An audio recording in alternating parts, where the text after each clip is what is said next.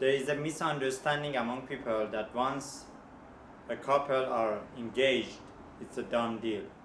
Or once a boy proposes to a girl, then there is no way around it. They are sealed for each other, and that's done. They are husband and wife. In fact, according to halakha, according to Judaism, it's not like that. That the proposal, engagement is not important, is not considered as marriage. And in fact, until boy and girl, they go under the chuppah and the ceremony is done by giving the ring and following the ketubah ceremony, then they are considered husband and wife. Therefore, this brings very important details in one's after engagement details and halachot.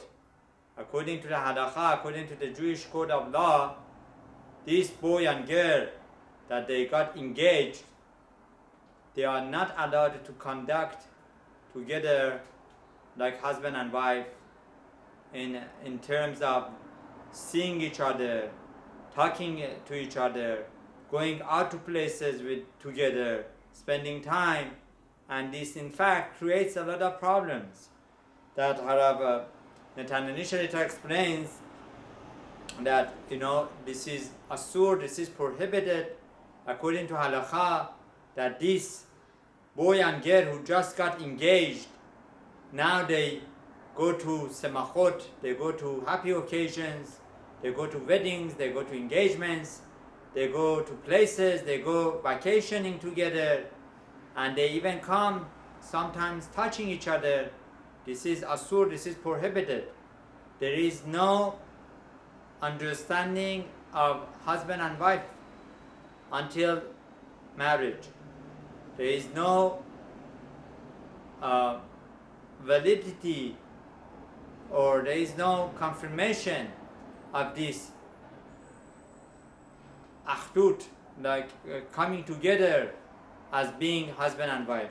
Therefore, one needs to refrain from spending time with the fiancé during the engagement process, from the time that one gets engaged till the time that a person is married.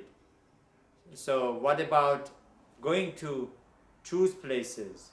What about finding apartments, buying furniture? So Harav suggests that according to halakha, one should minimize the time spent, right? That they should try to talk over the phone instead, or if they go places, right? Let's say they want to go see apartment. The husband to be should go on a different time, and then the wife to be, the fiancé, goes another time. So this way they are not secluded in a place, they are not spending too much time together. If they come to choose a furniture, they should do it not so much together. They should try to minimize as much as possible, because as we know, all these conducts could cause especially man to become choteh, to have hirhurim, to have thoughts, and these thoughts could contribute to averot, to sins, and these sins, lo alenu, during the time of engagements, it's very chamur, it's very, it could cause a lot of damage to the future shalom bayit, says the Harav. That the future shalom bayit, after they get married, then because of this conduct and the hirhurim that caused the man to become choteh, then they will have, unfortunately, impure powers generated from these averot, and these impure powers will come back and make shalom bayit issues, disagreements, anger. It causes the husband and wife not to have a happiness together, not to be satisfied together, and it could chas v'shalom lo aleinu go to the extent that it could cause Down syndrome in their children, just by being together and spending time together like that. It could cause many issues, says Harav Netan and Shlita.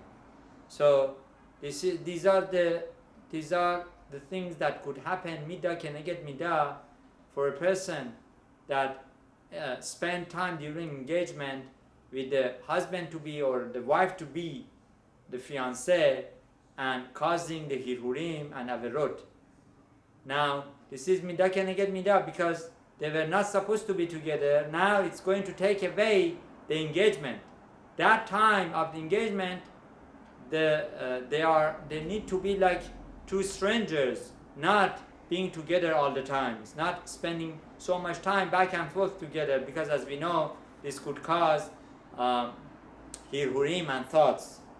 Now Harav mentioned that these are things that could happen to the couple if they have mazal, if they are lucky, if they have they have the zechut to get the wake-up calls here, to hopefully make teshuvah here in this world. If they don't have the zechut, if they don't have the mazal to receive these wake-up calls here, then what is going to happen is going to be even more severe, lo aleinu. Should not be on us.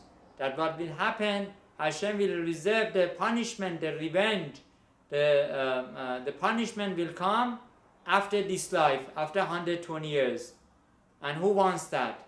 Nobody wants that punishment in the Olam Haba, because as we know that the punishment after 120 years is after this life is much more severe, and it's not something that nobody wants to have.